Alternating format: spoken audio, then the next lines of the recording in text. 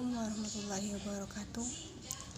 Perkenalkan, nama saya Viva dari kelas 11A, ingin mempresentasikan tugas dari Bu Ain, pelajaran sejarah Indonesia. Pertempuran di Bandung, 23 Maret 1946.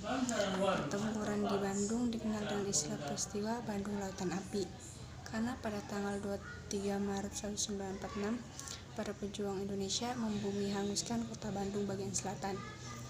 Untuk mencegah tentara sekutu dan Nica menggunakan semua fasilitas sebagai markas strategis mereka.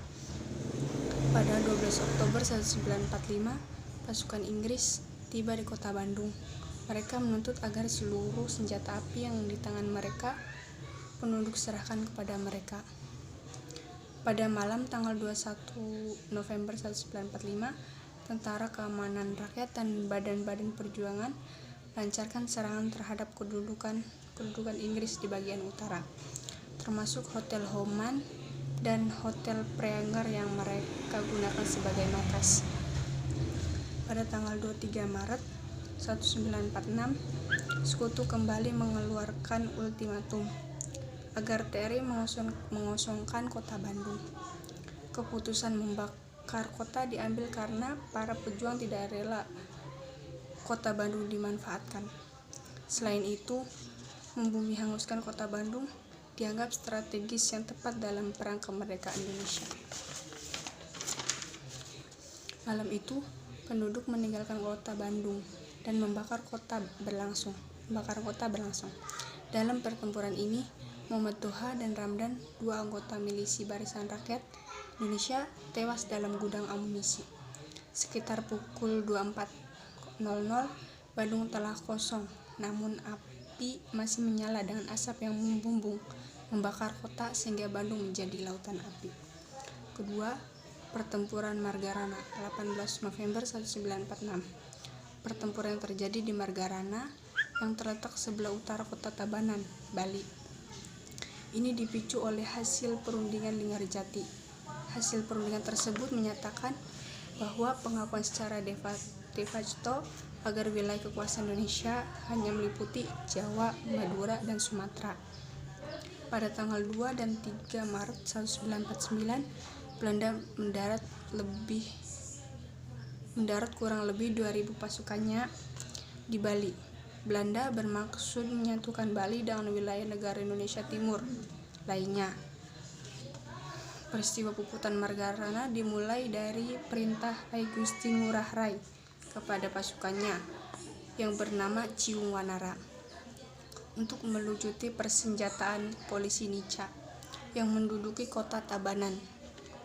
Pada tanggal 18 November 1946, pada hari tersebut pasukan Ciung Wanara berhasil menguasai detasemen polisi Nica di Tabanan serta merebut puluhan senjata lengkap dengan artilerinya. Setelah matahari menyingsing sekitar pukul 9 sampai 10 waktu Indonesia Timur, pasukan Ciung Wanara baru sadar bahwa mereka dalam posisi terkepung oleh serdadu Belanda. Perang di Margarana ini juga dikenal dengan istilah perang puputan, yaitu perang yang dilakukan sampai daerah titik penghabisan.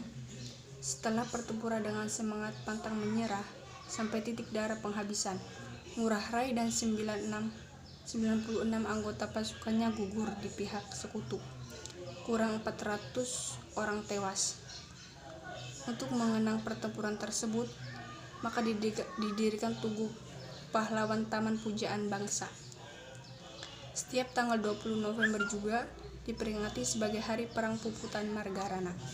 Ketiga, peristiwa Westerling di Makassar, 7 Desember 1946. Gubernur Sulawesi Selatan, Dr. Samratulangi, membentuk Pusat Pemuda Nasional Indonesia (PPNI) dengan Ketua Manai Sophian. Pada tanggal 5 Desember 1946, Belanda mengirimkan pasukan ke Sulawesi Selatan di bawah pimpinan Kapten Raymond Westerling. Ia memimpin 120 orang pasukan khusus. Misi utama Westerling adalah menumpas pemberontakan, counter-insurgensi. Para pemuda seperti A. Rifai Paersi dan Robert Walter Menginsidi yang tergabung dalam PPNI mengangkat senjata. Mereka berhasil merebut tempat-tempat strategis yang dikuasai Nica. Selanjutnya, Walter Menginsidi, Ronggong Daeng Romo, dan Makaraeng Daeng Jarum membentuk Laskar Pemberontakan Rakyat Indonesia Sulawesi (LAPRIS) dengan tujuan utama menggerakkan perlawanan rakyat terhadap Belanda. Perjuangan perempuan yang bernama Emi Sailan dalam pertempuran di Kasi ia tewas bersama 8 orang tentara Belanda di tempat itu. Untuk menumpas perlawanan rakyat Makassar, Westerling menerapkan metode Gestapo. Menginsidi ditangkap Belanda pada 28 Februari 1947, namun ia berhasil kabur pada 27 Oktober 1947. Belanda menangkapnya kembali dan menjatuhkan hukuman mati. Menginsidi dieksekusi oleh regu tembak pada 5 September 1949. Cukup sekian dari saya, kurang lebihnya mohon maaf. Wassalamualaikum warahmatullahi wabarakatuh.